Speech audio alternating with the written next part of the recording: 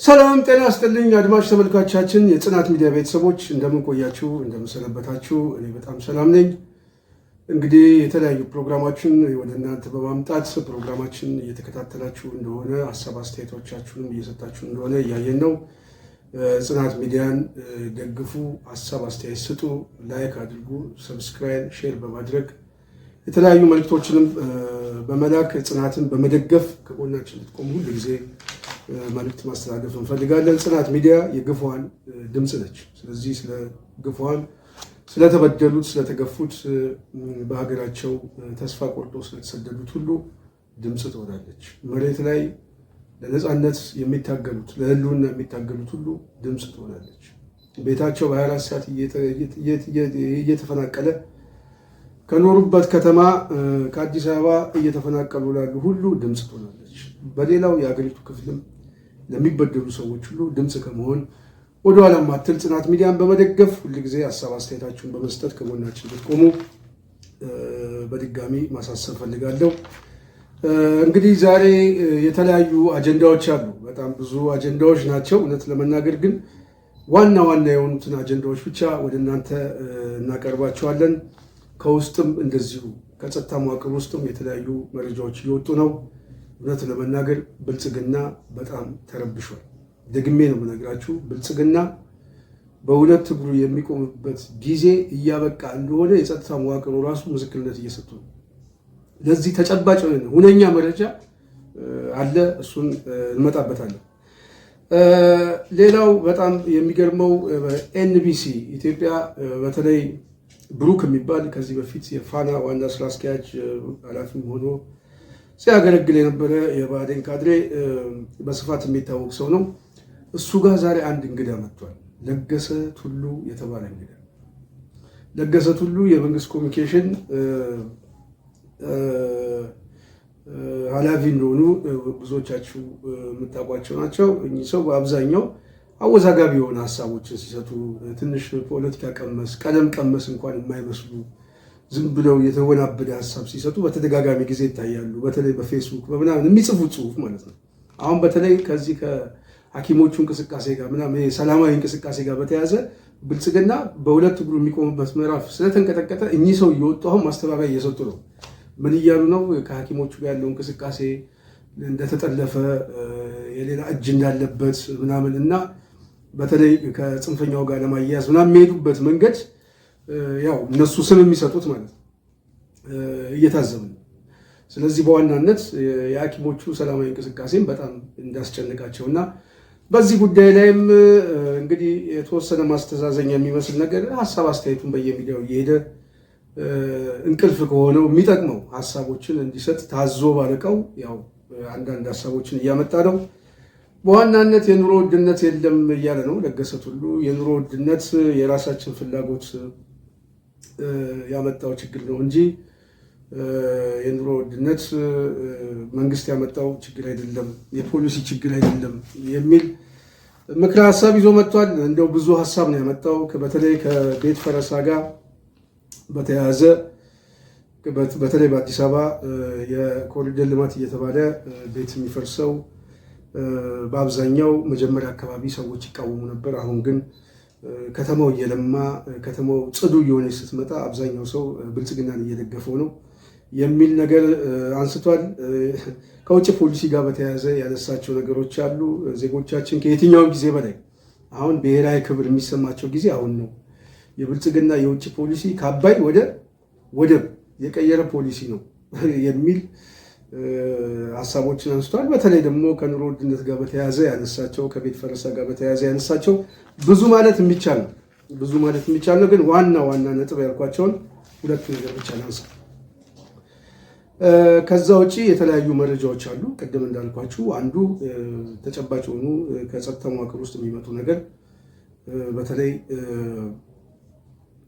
ይሄ መረጃ በዋናነት የጸጥታ መዋቅር ውስጥ ያሉ የተለያዩ ኃላፊዎች እና በአባላት ደረጃ ያሉ ሰዎችን በመሰብሰብ የአዲስ አበባ ፖሊስ ኮሚሽን ኮሚሽነር ጌቱ ሰብስቧቸው ነበረ ኮሚሽነር ጌቱ እንግዲህ ታውቁታላችሁ የአዲስ አበባ ፖሊስ ኮሚሽን ዋና ኮሚሽነር ነው ኮሚሽነር ጌቱ አረጋ ልደታ ክፍለ ከተማ ቢልሞ አካባቢ የጸጥታ መዋቅሩን በመሰብሰብ አንዴም በመደንገጥ አንዴም በማስፈራራት አንዴም በልመና ለ5 ቀን ይቆያል የተባለው ስብሰባ በትናንትናው ዕለት ማታ ምሽት ላይ ስብሰባው እንደተጠናቀቀ መረጃ ደርሶናል። በዚህ ስብሰባ ላይ በዋናነት በጣም አስገራሚ የሆኑ መረጃዎች አሉ። 3 ነገሮች ናቸው የተነሱት። አንደኛው ኮሚሽነሩ አባሎቻችን በአብዛኛው በጽንፈኛ ኃይሎች ተጠልፋችኋል፣ በስልካችሁ ላይ ኮመንት እየሰጣችሁ ነው፣ ሼር ታደርጋላችሁ፣ ፌስቡክ እየተከታተላችሁ ነው፣ እንደውም አስተያየትም የምትሰጡ ሰዎች አላችሁ፣ እናውቃችኋለን እና ይህንን እኛ በፎረንስ እያረጋገጥን በወንጀል የሚጠየቀው በወንጀል ይጠየቃል የሚል ነገር አንስቷል። በሌላ በኩል የኦነግ ኃይሎችን መተናቸዋል፣ አዳክመናቸዋል፣ ውስጣችን ሰላም ነው የሚል ሀሳቦች አንስተዋል። በሶስተኛው ነገር እናንተ በአማራ ክልል ውስጥ የሚደረገውን ጦርነት በአንድ በኩል የፖሊስ መለዮ እየለበሳችሁ በሌላ በኩል ግን ቤተሰቦቻችን፣ ልጆቻችን ምናምን እያላችሁ ስማችሁን ቀይራችሁ ግን ከዛ ቡድን ጋር አብራችሁ ድጋፍ እንደምትሰጡ እናውቃለን የሚል ነገር አንስቷል። በመጨረሻም በጣም አስቂኝ የሆነው በተለይ በጣም የሚገርማችሁ አንድ ነገር ይተነሳል። ነጥቡ እሱ ላይ ኮሚሽነር ጌቱ አንድ ነጥብ አንስተዋል። ያነሱት ነጥብ ምንድን ነው? የአብን ጽንፈኞች አሉ። በስብሰባው ላይ የኮሚሽነር ጌቱ ከሰማ ምናልባት እዛው አጠገብ ጋር የመረጃ ምንጮች እንዳለን እንድታውቀው ብዬ ነው፣ ጀርባ ላይ እንደቆሙት ማለት ነው። እና ኮሚሽነር ጌቱ የአብን ጽንፈኞች ከዚህ በፊት ሲያስቸግሩ የነበሩ አሁን አብን የሚባለውን መሪውን በለጠ ሞላን በመያዝ እኛ ወደምንፈልገው መስመር እንዲመጣ ሆኗል። በበለጠ ሞላ አብን መሪው ይሄን እንዳይሆን ሆኗል። የእሱ ጉዳይ አያሳስብም፣ የተዘጋ ነው። ስብሰባ ላይ ነው እንደዛ የሚሉት። ኮሚሽነር ጌቱ አረጋ ማለት ያው ከድሬዳዋ አካባቢ ከዚህ በፊት ፖሊስ ኮሚሽን ነበር። ከዛ አምጥቶት አዲስ አበባ ፖሊስ ኮሚሽን ካደረጉት ቆይቷል። አዲስ አበባ ፖሊስ ኮሚሽን በዋናነት ተጠሪነቱ ያው ለከንቲባ ነው፣ አዳነች የምታዘው ነው። በዋናነት የአዳነች ፖሊስ ጣቢያ ማለት ነው። ግን የአዲስ አበባ ልጆች በገፍ እየታፈሱ በአፈሳ ሲኖር ምን ሲኖር በዓል ሲኖር መስቀልም ኖረ ታላቁ ሩጫ ምናምን ሲባል የአዲስ አበባ ልጅ እያሰረ ወደ እስር ቤት የሚጥለው ኮሚሽነር ጌቱ የሚባለው ማለት ነው።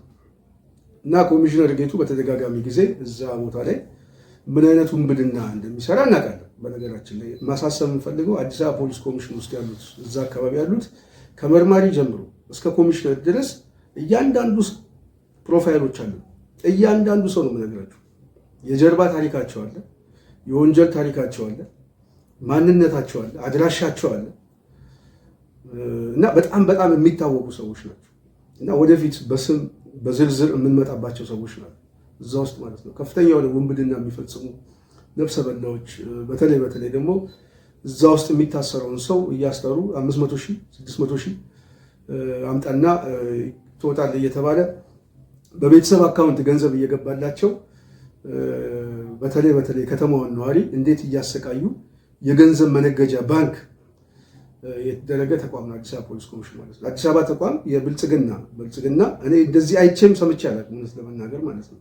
ብልጽግና በህጋዊ መልኩ የሚዘርፍበት የብልጽግና አመራር እታች ያለው መሳሪያ የሚያሸክሟቸው በየፍርድ ቤቱ በየምኑ የሚሰቃዩ ናቸው። እውነት ለመናገር ፍርድ ቤት ተቀምጠው እንኳን አባሎቹ ዳቦ በልተው ውሃ እንኳን አይጠጡም ስለምናውቃቸው ማለት ነው። ላይ ያለው አናቱ ከአንገት በላይ ያለው ግን በዘረፋ የሚታወቅ የወንበዴ ስብስብ የራሱ የሆነ አፋኝ ኃይል ያለው ቡድን። እዚህ ላይ አንድ ታሪክ ከዚህ በፊት እነግራችኋለሁ። በጣም የሚያሳዝን ታሪክ ማለት ነው እና አንድ ሰው ናቸው እንደዚሁ በአክሲዮን የሚሰሩበት አንድ ተቋም አለ፣ አንድ ድርጅት እና ሰውየው ባለ ጊዜ ነው ከእሳቸው ጋር የሚሰራው።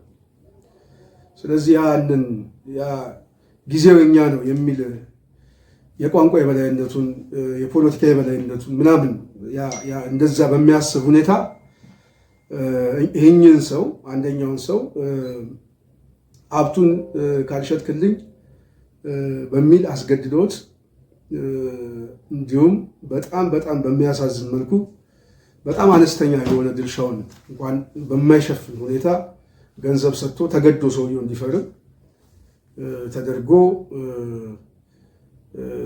ንብረቱን ይወረስበታል። ይሄ ሰውዬ ሕግ አለ መንግስት አለ ብሎ ያንን ነገር ያላመነበትን ነገር በግዳጅ እንትን እንዳደረገ ካለበዛ በህይወቴ ላይ አደጋ ሊፈጽምብኝ ሰዎችን በዙሪያው አግቶት ነው እንደዚህ ያስደረገው እና እንደዚህ አይነት ወንጀል ፈጽሞብኛል፣ ማላቀው ቦታ ወስደው አፍነው እንደዚህ አድርገው ፈረምለት ተብዬ ንብረቴ ተወስዷል። ስለዚህ እባካችሁ የህግ የበላይነት ካለ ምናምን ብሎ ሰውዬ ይጠይቃል። ያው የሚጠይቀው ሰውዬ የአማራ ተወላጅ ነው፣ ግን ባለሀብት ነው። ስሙን ለጊዜው ልቶ ስለዚህ ይሄ ሰውዬ ያንን ንብረት ለማስመለስ ፖሊስ ጋር ሄዶ ከጠየቀ በኋላ የአዲስ አበባ ፖሊስ ኮሚሽን በዚህ ቦታ ላይ እና ሰውየውን ቅጠረውና እኛ ልዩ ጥበቃ አድርገን ዙሪያውን ከበን ሰውየውን እንይዘዋለን ይሉታል። ሰውየው እንደተባለው ያንን በግድ ያስፈረመውን ሰውዬ ያፈኑትን ሰዎች ከሱ ጋር እንትን ብሎ እንደሚፈልጋቸው ስልክ ቀጠራቸውና እንዲመጡ አዘዛቸው። ቦታው የሚባለው እንግዲህ ብሔራዊ ቲያትር አካባቢ የኢትዮጵያ ሆቴል አካባቢ ነው እና እዛ ሰዎቹ እንዲመጡ በስልክ ያዛቸዋል። ስልኩ ተጠልፏል። የአዲስ አበባ ፖሊስ ኮሚሽን ልዩ ክትትል የሚባሉት መኪና ይዘው በዙሪያው ሲቪል የለበሱት ክትትል እያደረጉ በቆሙበት ሁኔታ አጋጣሚ ሰውየው ሲመጣ እጅ ከፍንጅ ከግብረ አበሮቹ ጋር ይያዛል። በመኪና አዲስ አበባ ፖሊስ ኮሚሽን ካመጡት በኋላ ይሄ ሰውዬ የተወሰነ ንግግር በስልክ ይለዋወጣል እና የሚለዋወጠው ከባለስልጣን ጋር ምናምን እንደዚህ አይነት ነገር ነው ከሚታወቅ ሰው እና ያ ሰውዬ ከምርመራ ክፍል ኮሚሽነር ጌቱ ይፈልጋል ተብሎ ወደ ኮሚሽነር ጌቱ እንዲመጣ አስደረጉት እና ኮሚሽነር ጌቱ ብቻውን አይደለም፣ እዛ አካባቢ ያለው አሁን ኮሚሽነር አለማየሁ ምናምን የሚባል እዛ አካባቢ ያለ አንድ ቡድን አለ ራሱን የቻለ የዘረፋ ቡድን ማለት ነው እና እነዚህ ኃይሎች ተሰብስበው ይሄ ሰውዬ ያመለከተው በዋናነት ይሄ ተጎዳው ብሎ ያመለከተው ሰውዬ እና የተያዘው ሰውዬ ተጠርቶ ከሰውየው ጋር ይነጋገራሉ። ተነጋግረው ጨርሰው ከመጡ በኋላ ያኛው ሰውዬ ከሳሽ ይሆንና ተበደልኩ ያለው ሰውዬ ቃል ሰጥቶ ወደ እስር ቤት እንዲገባ ያደረጉት። ያ በክትትል በምናምን የተያዘው ሰውዬ ወደ ቤት ነው። እውነተኛ ታሪክ ነው የምነግራችሁ። ያ የተበደለው ሰው ፍትህ አገኛለሁ ብሎ ፖሊስ ጣቢያ ሄዶ አመልክቶ ከሶ በክትትል እንዲያዝ የተደረገው ወንጀለኛ ተለቀቀ እና መርማሪዎቹ ሰውየው ምን ይሉታል? መጀመሪያ ሰውየውን ታውቀው ነበር ወይ? የማይሆን ሰው ነው ይያዝልን ብለህ ጥያቄ ጠየቀው። ይሄ ከአቅማችን በላይ ነው እና ምንም ማድረግ አንችልም፣ ያው ከላይ የመጣ ትእዛዝ ነው ብለው ቃል ተቀብለውት ይሄንን ተበደልኩ የሚለውን ሰውዬ አሰሩት። ከአንደበቱ የሰማሁት ታሪክ ነው ማለት እና ይሄ ተበደልኩ ያለው ሰውዬ እና ወደ እስር ቤት በግፍ የገባው ሰውዬ ከእስር ቤት ሲወጣ 500 ሺህ ብር ከፍሎ ነው የወጣው። ክፈልና ውጣ ተብሎ ማለት ነው። ልብ አለ ተበደልኩ አለ። ፖሊስ ጋር ሄደ። ፖሊስ የህግ የበላይነት ያስፈጽምልኛል ብሎ ከሰሰ። የከሰሰው ሰውዬ በልዩ ክትትል እንዲያዝ ተደረገ። የተያዘው ሰውዬ ግን ካለው ከላይ ኔትወርክ ጋር በመጠቀም ሰውየው ነፃ ሆኖ ያስያዘው ሰውዬ ግን ወንጀለኛ ሆኖ ታሰረ። ወንጀለኛ ሆኖ መታሰሩ ብቻ አይደለም 500 ሺህ ብር ከፍሎ እንዲወጣ ተደረገ። ይሄንን መነግራችሁ ነው እውነተኛ ታሪክ። እኔ ዝም ብዬ በፈጠራ ማመጣው ነገር ከማውቃቸው በጣም ብዙ 1001 የሆኑ እውነቶች ታሪክ ውስጥ ጥቂቷን መዝዤ ነው የምነግራችሁ ማለት እና ይሄንን ወንጀል የሚፈጽመው የዚህ ወንጀል ዋና ተባባሪ ማን ነው? ኮሚሽነር ጌቱ ነው ማለት ነው። ከዋና ከመረጃችን ጋር እንድንመጣ ብዬ ነው። እና አሁን ኮሚሽነር ጌቱ በትላንትናው ዕለት ሌሊት በተጠናቀቀው ስብሰባ ላይ ፖሊሶቹ ላይ ሲዝት የነበረበትን በተወሰነ መልኩ ትንሽ ወደ እናንተ ልንገራችሁ። እንግዲህ ይሄ ቡድን የሚታወቀው በዋናነት ማስፈራራት ነው። አሁን ብልጽግና ደግሞ ያለበት የህዝባዊ ቁጣ በዋናነት ስለሚያስደነግጠው የጸጥታ መዋቅሩን ለ5 ቀን ነው ይቆያል የተባለው ስብሰባ የነበረው፣ ግን ትላንት አጠናቀውታል። ምሽት ላይ አጠናቀውታል ማለት ነው። በዋናነት ኮሚሽነር ጌቱ አርጋው የአዲስ አበባ ፖሊስ ኮሚሽን ለ5 ቀን ይፈጃል የተባለ የፖሊስ ስብሰባ ትናንት ምሽት 1 ሰዓት ተኩል ተጠናቋል። ስብሰባው በ3 ቀን ምንም አይነት ከተሰብሳቢ ፖሊሶቹ ሀሳብ ባለመስጠቱ ነበር የተጠናቀቀው። ስብሰባው ላይ የተነሱት ሀሳቦች አንዳንድ ጊዜ በማስፈራራት አንዳንድ ጊዜ በአመፅ በሚመስል ነገር ሲዝቱ አምሽቷል። በዋናነት ይሉናል የመረጃ ምንጫችን፣ በዋናነት ሲነሱ የነበሩት ሀሳቦችን ከመግለጼ በፊት የስብሰባው ቦታ ልደታ ክፍለ ከተማ ቢሊሞ ሜዳ አካባቢ ነው የተካሄደው። ስብሰባው ላይ ኮሚሽነር ጌቱ አረጋ በሚዲያ እየወጣ ጽንፈኛን ሲደግፍ ሲያግዙ የነበሩት ኃይሎች መደበቂያ እየፈለጉ ነው። የፖለቲካ ብሔር የተዋቀሩትን እንደ ኦነግ ሸኔ ያለ ግዙፍ የሚመስሉ በጣጥሰናቸዋል። አንዱ ከተማ ጥቂቱ ደግሞ ጫካ ሆነው በመጥፋት ላይ ናቸው። ሌላኛው የብሔር ፓርቲ የሆነው አብን ትላንት ሲያስቸግር የነበረው ጽንፈኛ ስብስብ መሪውን በለጠ ሞላን ስበን በማስገባት እንዲመናመን እንዲከስም አድርገነዋል። ኮሚሽነር ጌቱ ነው ይሄን ያለው። ኮሚሽነር ጌቱ ማለት ነው። በለጠ ሞላ ስበን ትላንት ሲያስቸግር የነበረው ጽንፈኛው አብን አሁን የመንግስት አጋዥ ራሱ ብልጽግና ሆኖ ከስሟል። በአብን ውስጥ ያለ ጽንፈኝነት አሁን አያሳስበንም ብሎ ኮሚሽነር ጌቱ ለጸጥታ መዋቅር ነው የሚነግራቸው። ስለዚህ በዚህ ጉዳይ ላይ ስጋት አትግቡ ይለናል። ይቀጥላል። ኢትዮጵያ በጠላቶች ተሸንፈው የማታውቅ ሀገር አይደለችምና እኛ የምንመራው ሀገር በጭቃ የተሰራች አይደለችም። ማንም ቢጨው ማንም የሚደነግጥ መንግስት የለም። ጠንካራ መንግስት ነው ያለው። ማንም ቢጨው ማንም የሚደነግጥ መንግስት የለም። ጠንካራ መንግስት ነው ያለን ይለናል ኮሚሽነር ጌቱ። ይልና ተመልሶ እናንተ ምንም ይምጣ ምንም አይመለከታችሁም፣ ፖሊስ ናችሁ፣ ዝም ብላችሁ ስራችሁን ስሩ። ለምሳሌ እናንተ በአማራ ክልል የሚደረገውን የህግ ማስከበር ጦርነት ይላል። ስም ሲሰጡ የህግ ማስከበር ጦርነት ወንድሞቻችሁ ወይም እህቶቻችሁ ሲሳተፉ ወይም ደግሞ በሂደቱ ላይ የምታውቋቸው ሰዎች ሊኖሩ ይችላል። እናንተ ደግሞ ልጅና ትዳር ይዛችሁ ኑሮ የምትመሩ ናችሁ። ነገር ግን በስልካችሁ ላይ የፖሊስ መለዮ ልብሳችሁን እንኳን ሳታወልቁ እያደረጋችሁት ያለው በክልሉ የሚደረገውን ጦርነት ጀብድ እንደተሰራ የምትጽፉ እንዳላችሁ ከመካከላችሁ ለይተን የምናውቃቸው ሰዎች አሉ። የጊዜ ጉዳይ ነው ይላል ኮሚሽነር ጌቱ። የጊዜ ጉዳይ ነው፣ ሁሉም እንደምንቆጣጠረው ታያላችሁ። መንግስት በጭወት አይፈርስም። ህግ የማስከበር አቅም ጉልበት አለው። ይህንን ማስፈጸም የእናንተስ ድርሻ ነው። ነገር ግን እናንተ ከዚህ አይነት ድርጊት ብትልቁ ጥሩ ይመስለኛል። በከተማ ውስጥ የተለያዩ ቦታ 2 ጊዜ ቦምብ ሲፈነዳ እነማን ተሳታፊ እንደነበሩ ይታወቃል። እዚህ ላይ የሚለው ምንድነው? በዋናነት አዲስ አበባ ከተማ ላይ ከዚህ በፊት ቦምብ ተፈንድቷል ተብሎ አንድ ባለሀብት ጋር የተለያዩ ፖሊስ ውስጥ የሚሰሩ በርካታ ሰዎች ታስረው ነበር እና ያንን ለማስታወስ ነው እንደዛ የሚለው የሚዝተው ማለት ነው። ስለዚህ አሁንም ከተማው ላይ እንደዚህ አይነት ችግሮች ካሉ ከመዋቅር ውስጥ የሚመጣ ነገር ነው እያለ እየዛተ ነው። ስለዚህ ከዚህ በፊት የነበሩ ተሞክሮችም አሁን ተመልሶ ይደገማል ብላችሁ እንዳታስቡ። በጠንካራ የጸጥታ መዋቅራችን ብዙ ነገሮችን በክትትል ላይ ነው ያለነው። በቅርብ ቀን እናጸደዋለን። በከተማ ውስጥም በአዲስ አበባ ውስጥም ሰልፍ አደርጋለሁ እያለ የሚፎክር ካለ እሱም ዋጋ ይከፍላል።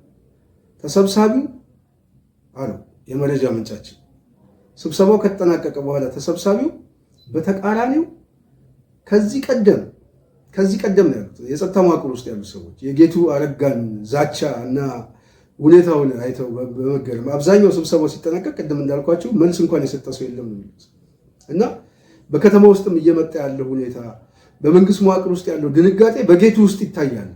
በጌቱ ውስጥ እና ተሰብሳቢው የገመገመው ግምገማ አለ እና ምንድን ነው የሚለው የመረጃ ምንጫችን ተሰብሳቢው በተቃራኒው ከዚህ ቀደም ህወሓት ልትወድቅ በተቃረበችበት ጊዜ በየጊዜው ይህ አይነት መሰል ስብሰባ እናደርግ ነበረ እና ተሰብሳቢው ሲወጣ 2010 ተመልሶ የመጣ ይመስለናል እያሉ ከስብሰባው የሚወጡ አባሎች ነበሩ ይለናል የመረጃ ምንጫችን። በጣም ነው የምናመሰግነው። እንግዲህ እንዳልኳችሁ ነው በዋናነት ከዚህ በፊት በተደጋጋሚ ጊዜ ተናገር ያለው የጸጥታ መዋቅሩ እየፈራረሰ ነው። ምላጭ ይዞ እየተጠባበቀ ነው። ብልጽግና የውስጥ ችግር ገጥሞታል። የውስጥ ችግር ብቻ አይደለም፣ በኦህዴድ ውስጥ ራሱ ያለ ክፍፍል አደገኛ። የኦህዴድ ክፍፍል በዋናነት የጥቅም ክፍፍል ነው። የጥቅም ግጭትና የፖለቲካ የስልጣን ግጭት ነው በዋናነት ማለት ነው። ከዛ ውጭ ደግሞ ቅድም እንዳልኳችሁ የራሱ የሆነ ኤትኒክ አሰላለፍ አለው። ይሄ ጎጣዊ የሆነ እዛም እዚህም ያለ መሳሳቦች አሉ። እሱ የሚታወቅ ነው። ከዚህ በፊት ስለተናገርኩኝ ደግሜ ላለመምጣት ነው። እነዚህ ምክንያቶች ኦህዴድ ውስጥ ችግር አለ። አንዱ ሲሚንቶ ፋብሪካ አለው፣ ነዳጅ ማደያ የከፈታለ፣ ኤክስፖርት ኢምፖርት የሚያደርግ በሰዎች ብረት ነጋዴ አለ ምናምን። ይሄ ኦህዴድ ውስጥ የሚታወቅ ማለት ነው። ራሱ የሌብነቱ ክፍፍል አለ፣ የፖለቲካ ስልጣን ክፍፍል አለ። ሚኒቴሪው ከዚህ በፊት በደጋጋሚ እንዳልነው ነው። አሁን በከፍተኛ ደረጃ እየከዳ የሚመጣው ራሳቸው መስክሯል። በከፍተኛ ደረጃ አሁን የሚኒቴሪው ኃይል እየተመናመነ እየመጣ ነው። ለዚህ ነው አፈሳ እየተባለ ሰዎች እየተለቀሙ በየካምፑ ህፃናት እየተመለመሉ የሚገቡት። አንዱ ወታደሩ በቃ ባዶ እየሆነ አመራሩ ከላይ ሆኗል፣ ችግር የለውም። ዋናው አዛዥ የሚባለው ከላይ አስቀምጦታል፣ ተዋጊው ግን የለም። ስለዚህ አሁን ብልጽግና ምን እየሆነ ነው? የውስጥ አደገኛ የሆነ ፖለቲካ ክራይሲስ እየገጠመው። በጣም ደግሞ የሚያስደነግጠው ደግሞ በጸጥታ መዋቅር ውስጥ ኩርፊያ ጀምሯል ማለት ነው። አሁን ይሄን መረጃ የምነግራቸው ተጨባጭ የሆነ ከጸጥታ መዋቅር ውስጥ የሚያመጡ ሰዎች ናቸው። ስንወጣ 2010 ትዝ ይለናል። ልክ ህወሓት ሊወድቅ አካባቢ ላይ ልክ እንደዚህ አይነት የጸጥታውን ክፍል በዋናነት እንደዚህ አይነት ስብሰባዎችና ዛቻዎች ይደረጉ ነበር እና ያ ነው ሁኔታ የመጣው። ያ የውድቀት ዘመን ነው የመጣው እና ብልጽግና ወደዛ ወደ ሞት አፋፍ እየሄዱ እንደሆነ ማሳያ ነው የሚል ነው የመረጃ ምንጫችን ማለት ነው። እና ከዚህ በፊት ራሱ ከተማው ላይ አሁን አዲስ አበባ ላይ ምንድን ነው እያስደነገጣቸው ያለው? ከተማው ላይ የሆነ ችግር ይፈጠማል። ከተማው ላይ ምናልባት ደግሞ በተለይ አሁን 2 ቀን 3 ቀን 1 ቀን 2 ቀን ነው መሰለኝ የቀረው፣ ምናልባትም ከዛም በታች ሊሆን ይችላል። የሐኪሞች ህጋዊ የሆነ የስራ ማቆም አድማ እየተጠናቀቀ ነው። የሰጡት ጊዜ ገደብ ማለት ነው። ያ የሰጡት ጊዜ ገደብ እየተጠናቀቀ ስለሆነ በዛ ጊዜ ገደብ ውስጥ ጥያቄያችን የማይመለስ ከሆነ በመላ ሀገሪቱ የስራ ማቆም አድማ እናደርጋለን ብለዋል። ከዛም ከፍ ወዳለ እርምጃ ሊሄዱ ይችላል። እንደውም ኢቲቪ አሁን መቼ ዕለት አንድ ሐኪም ሰርግ ላይ እያለ ከሰርግ ላይ ተመልሶ የቀዶ ጥገና ክፍል ኃላፊ አንዱ ስፔሻሊስት እሱ ስለነበረ ያንን የሰርጉን ጊዜ ትቶ ይሄንን ስራ እንደሰራ በጣም አመስግኖ ነው እንትን ሲል የነበረው ማለት የሰውየውን የሐኪሙን ስብዕና ለማሳየት። እንደዚህ አይነት ስብዕና ያላቸው የሐኪሙ ሙያተኞች በዋናነት የሰውን ህይወት የሚታደጉ የሚያድኑ ማለት ነው። እጃቸው ላይ ሰውን የሚያክል ነገር በሙያቸው በእውቀታቸው የሚታደጉና ለዛ እውቀት ደግሞ ብዙ ዋጋ የከፈሉ እውነት ለመናገር ማለት ነው በጣም ብዙ ዋጋ የከፈሉ ቤተሰቦቻቸው የእነሱም እድሜያቸው እና ያንን ሁሉ ታሪክ ያለፉ ሰዎች ቢያንስ መመገብ አቅቶናል፣ ደሞዝ አንሶን፣ ምግብ አጠናል እና ረሃብ ላይ ነን የሚለው ጥያቄያቸው ግን የሚሰጣቸው ምንድነው? ዱላና እስር። እነ ጌቱ አረጋ ምንድነው? እነ ጌቱ አረጋ የሚለው ምንድነው? እነዚህ ሰዎች ወደ ከተማው ነገ ጠዋት ምናልባት ሰላማዊ ሰልፍ ቢወጡ ከነሱ ጋር ብትሳተፉ ዋጋ ትከፍላላችሁ። እያለ እየዛቱ እና ይሄ ነው አንዱ አሁን ያስደነገጣቸው። ይሄ ነው እነዚህ ሰዎች ሰላማዊ የሆነ እንቅስቃሴያቸው እያደገ በሀገር ደረጃ ትልቅ የሆነ ንቅናቄ ሊፈጥሩ ይችላሉ ተብሎ ታስቧል። እሱ ብቻ አይደለም። አሁን በከተማ ውስጥ ያለው እንቅስቃሴ ሁሉ ስለሚያስፈራ እነ ለገሰ ቱሉ አሁን ምን እየሆን ነው? በየሚዲያው እየሄዱ የኑሮ ውድነት የለም። አሁን ለገሰ ቱሉ አንዱ ያለው ይሄ ነው። የኑሮ ውድነት እኮ ራሱ የመጣበት ምክንያት ነዋሪው በእጁ ያለውን ትቶ ከውጭ ማምጣት ስለሚፈልግ ነው። ለዛ ነው የተወደደው። የኑሮ ውድነቱ ያመጣበት አንዱ ምክንያት ይሄ ነው ይላል። የኑሮ ውድነቱ የራሳችን ፍላጎት ቀንሰን ከውጭ ለማምጣት ከመፈለጋችን የመጣ ነው ይላል። አስቡ እንግዲህ አሁን ህዝቡ የአዲስ አበባ ህዝብ በተለይ ደግሞ የኢትዮጵያ ህዝብ ያው የኑሮ ውድነት ሲባል አጠቃላይ በሀገር ደረጃ ስለሚመለከት ነው። እንግዲህ ህዝቡ የሸገር ዳቦ አጠገቡ ጋር ያለለት ከዱባይ ኬክ ማምጣት ስለሚፈልግ ነው ኑሮ የተወደደው እያለ ነው። ለገሰ ቱሉ እንደዛ እኮ ነው የሚለው። እንግዲህ የፖለቲካ አቅማቸው እነዚህ አይነት ሰዎች ናቸው። ስለዚህ አሁን ህዝቡ ዳቦ አጠገቡ ጋር እያለ ሸገር ዳቦ እያለ ስንዴ እያለ ምርት እያለ አቅርቦት እያለ እና የስንዴ ዳቦ መግዛት አልፈልግም ብሎ ኬክ ከዱባይ ስለሚያመጣ ከፈረንሳይ ጌጣጌጦች ቸኮሌት ስለሚያስመጣ ኑሮ ተወደደ። ይሄ ነው እንግዲህ ኢትዮጵያ ውስጥ ያለው መንግስት ይሄ እና የኑሮ ውድነት ዋነኛ ምክንያቶች ምንድን ናቸው? መንስኤዎቹስ ምንድን ናቸው? ዋናነት ፖለቲካዊ ነው። የኑሮ ውድነቱ ያመጣው ችግር አንዱ ፖለቲካዊ ነው። እኔ በአራት ከፍለዋል። እንደው የተወሰነ በዚህ ጉዳይ ላይ ሙያተኞች በአብዛኛው የሚሰጡት አስተያየት ስለሆነ ማለት ነው። እኔ ፖለቲካዊ ትንተና ስለሆነ የምናየው ፖለቲካዊ ኢሹዋቸው በዋናነት እንዴት እንዳባባሰው ማየት ይቻላል። አንዱ የኑሮ ውድነት ከገንዘብ መግዛት አቅም ጋር የመጣ እንደሆነ ግልጽ ነው። በተለይ አይኤምኤፍ፣ ወርልድ ባንክ ያመጡት የፖሊሲ አሁን ይሄ የውጭ ምንዛሬው በከፍተኛ ደረጃ እንዲጨምር መደረጉ የገንዘቡ የመግዛት አቅም እየዳከመ መጣ። አንድ እሱ። ሁለተኛ አቅርቦት የለም። አቅርቦት በሌለበት ሁኔታ ላይ በምን ሁኔታ ላይ ነው ሰው ሊሸምት የሚችለው ማለት ነው። ይሄ በከፍተኛ ደረጃ የኑሮ ውድነት ጫና ፈጥሯል። በተለይ ደግሞ የነዳጅ መጨመር ምናምን እነዚህ ነገሮች በተለይ የውጭ ምንዛሬው እየጨመረ ሲመጣ ገንዘቡ የመግዛት አቅም እየዳከመ ይመጣል ማለት ነው። አቅርቦት ደግሞ የለም። ሸማቹ በሚፈልገው ደረጃ ማግኘት አይችልም። ሌላው አንዱ ትልቁ ችግር ደግሞ የብልጽግና ጥናት የሌለው መሰረት የሌለው ትላልቅ ሜጋ ፕሮጀክት ላይ የሚባክነው ገንዘብ ያ በከፍተኛ ደረጃ በማህበረሰብ ውስጥ የኑሮ ውድነት ሊፈጥር የሚችል ምክንያቶች ናቸው። ይሄ ለምሳሌ አንዳንድ ፓርክ እያለ እንትን የሚለው ዝም ብሎ ይሄ ሽንት ቤቶች ምናምን እያለ እነዚህ ቤተመንግስት ለቤተመንግስት የሚያወጣው ወጪ በጣም የሚዘገን ነው። ያ ለቤተመንግስት የሚያወጣው ወጪ ትላልቅ ሜጋ ፕሮጀክት ቢገነባበት አንድ የስራ እድል አለ። ሁለተኛ ነገር ደግሞ ኢኮኖሚ ውስጥ እዛው ራሱ ሰርኩሌት እየደረገ የሚመጣ ነገር አለ እና እንደዚህ አይነት ፖለቲካሊ ማለት ኢኮኖሚው የሚሄዱበት መንገድ እነሱ በፖለቲካ መነጽር ስለሆነ ምንጊዜም ከሚጠቅማቸው ስለሚገመግሙ በአብዛኛው የኑሮ ውድነት እየተከሰተ የሚመጣበት እድሎች ሰፊ ነው። በሶስተኛው ነገር ጦርነት ነው። በነገራችን ጦርነት ወለድ የሆነ ፖሊሲ በተለይ የአብይ አህመድ ፖሊሲ ለዚህ ጦርነት ከፍተኛ የሆነ ማቴሪያል ያስፈልገዋል፣ ተተኳሽ ያስፈልገዋል። ድሮን መግዛት አለ፣ የድሮን ጥይት መግዛት አለ እና እነዛ ነገሮች በከፍተኛ ደረጃ የኑሮ ውድነቱ እንዲባባስ አድርጎታል ማለት ነው።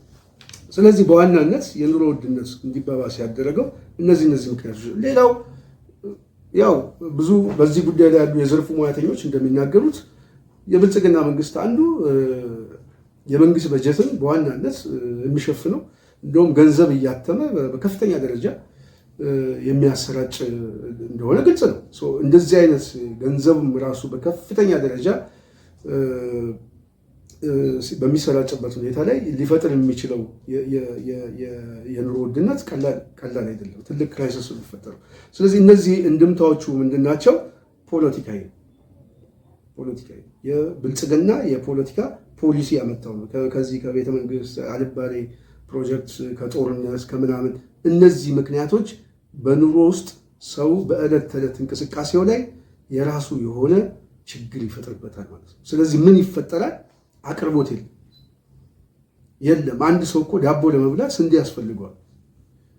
ስንዴ ደግሞ ለማግኘት ደግሞ ምርጥ ዘር ያስፈልጋል። ያ ደግሞ ገበሬው የሚሰራበት ማዳበሪያውን የሚያገኝበት ገንዘብ ያስፈልገዋል።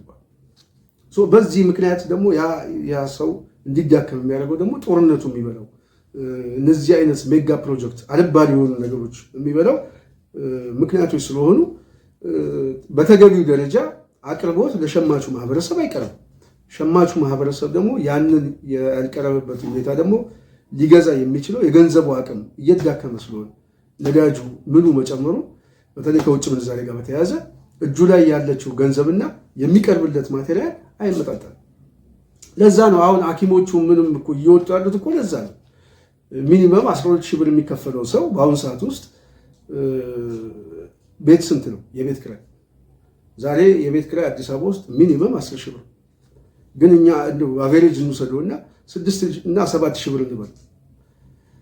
6 ሺህ ከፈለ ይሄ ሰው የቤት ኪራይ ከፈለ፣ እጁ ላይ 6 ሺህ ቀረዋል።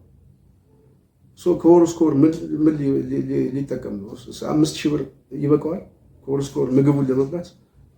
ኦኬ 11 ሺህ 1 ሺህ ቀረችው። የትራንስፖርት ወጪ ሊጠቀም ነው ወይንስ ለጽዳት ለምን ሊጠቀምበት ነው? ስለዚህ የሚኖረው ሰው በምንድን ነው ከተባለ በአስማት። ይሄ ደግሞ የሁላችንም በሂደቱ ያለን ሰዎች የምናውቀው ስለሆነ፣ ስለዚህ ህዝቡ የሚኖረው በችግርና እንደው በእግዚአብሔር ኃይል በአስማት ካልሆነ በመንግስት ፖሊሲ አይደለም። ስለዚህ አሁን ለገሰት ሁሉ እየወጣ ምንድን ነው የሚለው? የኑሮ ውድነቱ የመጣው ነው ያለው በመንግስት ችግር ሳይሆን ህዝቡ የሚፈልገውን ነገር መጠቀም ትቶ ከሌላ ቦታ ላይ ማስመጣት ስለሚፈልግ ነው። ስለዚህ ከሌላ ቦታ ላይ ማስመጣት ስለሚፈልግ ኑሮው እየተወደደ መጣ። ስለዚህ በተዘዋዋሪ እያለ ምንድነው አጠገቡ ጋር ዳቦ እያለ የባሌ ስንዴ ያቅርበን ዳቦ ማሽን አስገብተን የሸገር ዳቦ ምናምን እያቀረበ እሱን መብላት ትቶ ሙዝ መብላት ትቶ አቮካዶ መብላት ትቶ የዱባይ ኬክ ይፈልጋል። እና በዛ ምክንያት ራሱ የዱባይ ባለሀብት ወደ አዲስ አበባ ወደ ከተማ ወደ ሀገር ቤት ቢገባ ይሻላል ብለን ያሰብነው እዛ ከመሄድ እዚሁ አጠገቡ ጋር መጥቶ እነሱ ጋር እንዲገዛና የውድድር እንትን ለመፍጠር ነው ብሎ ያላግጣል። ማላገጥ አይደለም፣ በእርግጥ የፖለቲካ እና በጉዳዩ ላይም በቂ የሆነ የሙያ ትንተና የሌለው ሰው ስለሆነ የሰጠው ሀሳብ ነው። አንዱ ይሄ ነው። ሁለተኛው በጣም የሚገርመኝ በተለይ ከአዲስ አበባ ቤት ፈረሳ ጋር በተያያዘ በቅርብ ጊዜ አምነስቲ ኢንተርናሽናል ዓለም አቀፍ ተቋም ነው። ይህ ተቋም ለጠቅላይ ሚኒስትሩን ጨምሮ ለሚመለከታቸው አካሎች በሙሉ መግለጫ አውጥቷል። በተለይ በአዲስ አበባ ውስጥ እየተፈጸመ ያለው ህገወጥ የቤት ፈረሳ ህገወጥ የግለሰቦችን መብት የሚነካ ብቻ ሳይሆን ግለሰቦቹ ባላመኑበት፣ የከተማው ነዋሪ ባላመነበት፣ ባልተቀበለበት በቂ ካሳም ሳያገኝ ነው እየተፈናቀለ ያለው። ስለዚህ ይሄ ህገወጥ ነው፣ አንቀበለውም፣ ተገቢም አይደለም በሚል እንደውም የተቃውሞ ፒቲሽን ፊርማ እያሰባሰቡ እንደሆነ መረጃዎች እየወጡ ነው። ለገሰ ግን ምን አለ? ለገሰ አሁንም የአዲስ አበባ ህዝብ ላይ ቤት እየፈረሰበት ያለው ሰው ላይ ሲያላግጥ ምን አለ? ከዚህ በፊት አለ የአዲስ አበባ የኮሪደር ልማት ሲባል የሚቃወሙ የሚጫጩ ሰዎች በጣም ብዙ ነበሩ እና እነዛ የሚቃወሙ ሰዎች አዲስ አበባ ከተማ ራሱ ሰው እውነት መስሎት እዛ ውስጥ ያሉ ሰው የእነዚህን ሰዎች ጩኸት እየሰማ እየተቀበላቸው ነበር። አሁን ከተማው እየጸዳች ምን ስትመጣ እነዛ የውሸት የሚጮሁ የነበሩ ሰዎች ትክክል እንዳልሆኑ ሲገባው ራሱ የከተማው ህዝብ እየደገፈን ነው። እኔ ይሄ መልስ መስጠት ያለበት ራሱ የአዲስ አበባ ነዋሪ። ስለዚህ የአዲስ አበባ ነዋሪ ልማቱን አሁን በየአካባቢው ላይ ያለውን ፈረሳ ተቀብሎ ከመንግስት ጎን ሆኖ እያስፈጸመ ነው። ስለዚህ የሚጮሁት ሰዎች የውሸት ጩኸት ነው የሚጮሁት እና እውነት በውሸት የሚያጣምሙ የተቃዋሚዎች ወሬ ነው፣ አትስሙ ይላል እና ድህረ እውነት ነው ያለው። እንደው ከእውነቱ በፊት የነበረ ውሸት እያለ እና ሰውየው የሚናገራቸው ነገሮችን ልብ ብላችሁ ከሰማችሁ ምናልባት የአዲስ አበባ ነዋሪ አሁን ቤት እየፈረሰበት ያለው እላዩ ላይ ቤት እየተናደ በ24 ሰዓት ውስጥ እንዲወጣ እየደረገ ያለው እየተፈናቀለ ያለው የከተማ ነዋሪ በነ ለገሰ ቱሉ መነጽር አሁን ከተማው እየለማ ነው። እንደውም እኛ ስንጮህ በየአደባባዩ ስንቀሰቅስ ትክክል አይደለም ብለን የምንቃወመው ውሸተኞች ነን። በውሸት የምንጮህ ጩኸት ነው፣ የገደል ማሚቱ ጩኸት ነው። ህዝቡ ግን አድንቆ አሁን ከመንግስት ጎን ቆሞ ይሄንን ልማት እያስፈጸመ ነው እያለ ያው በል የተባለውን ከማለት ውጭ እንትን የለውም። እንደዚህ አይነት መልስ ነው ለገሰ ቱሉ እየሰጠ ያለው። ይሄ ምንድን ነው አሁን ለገሰ ወደ ሚዲያ መጥቶ ከብሩክ ጋር ምናምን እንደዚህ የሚመጣው አሁን ከተማ ውስጥ ከፍተኛ የሆነ አብዮት ማለት ይቻላል ሊነሳ ይችላል የሚል ፍርሃት በስፋት አለ። በስፋት ይሄ ተጨባጭ ነገር ነው የምነግራችሁ። የጸጥታ መዋቅር ውስጥ በጣም አደገኛ ኩርፊያዎች አሉ። የብልጽግና አስተዳደር ውስጥ በጣም አደገኛ ኩርፊያዎች አሉ። የሚኒተሪው ቅድም እንዳልኳችሁ አደገኛ የሆነ ተፈረካክሷል። በወዴድ ውስጥ ከዚህ በፊት እንዳልኳችሁ እየተመታተ። ስለዚህ አሁን ብልጽግና በራሱ በሁለት እግሩ የሚቆምበት ሰዓት እያበቃ ስለሆነ የከተማው ሕዝብ በተጨማሪ ሊያምጽ ይችላል። የሚያምጽበት ኮዝ ደግሞ ቀድመን ሰጥተነዋል። ከዚህ ከቤት ፈረሳ ጋር ከምን ጋር ሸገር ከተማ እየተባለ የተፈናቀለ የከተማው ነዋሪ ድንገት ሊነሳብን ይችላል። ከተነሳ አደጋ ውስጥ እንገባለን። የጸጥታ መዋቅሩ ደግሞ አኩርፏል። ሐኪሞቹ ደግሞ እየተነሱብን ነው። አማጺው ኃይል ደግሞ የሚሉት ደግሞ እየተሰባሰበ እየመጣ ነው። ስለዚህ ብልጽግና ምንድን ነው የሚለው ያው ምንድን ነው ይሄ አንዳንድ ጊዜ ሰዎች በህይወት ያላዩትን አበባ እንግዲህ ወደ መቃብር ሲሄዱ ከጓደኞቻቸው ከቤተሰቦቻቸው እየተባለ አበባ ይቀመጣል። ቀጥተኛ ትርጉሙ እኔ ባላቀውም እውነት ለመናገር ግን ይቀመጣል። አሁን ብልጽግና ወደዛ እየሄደ ይመስለኛል፣ ወደ ቀብሩ ቦታ ማለት ነው። አበባ የማስቀመጥ ደረሻ ማን ነው? የቤተሰብ ነው። እና ወደዛ እየሄደ ይመስለኛል። ለማንኛውም ነፍስ ይማር ለማለት በእኛ በኩል ችግር የለብንም።